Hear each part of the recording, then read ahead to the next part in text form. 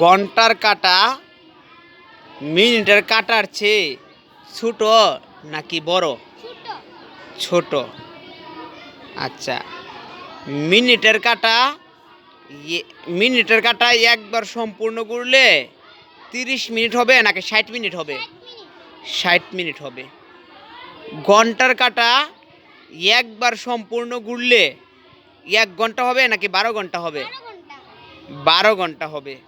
আচ্ছা, একদিনে ঘড়িতে 12টা বাজে একবার না দুইবার?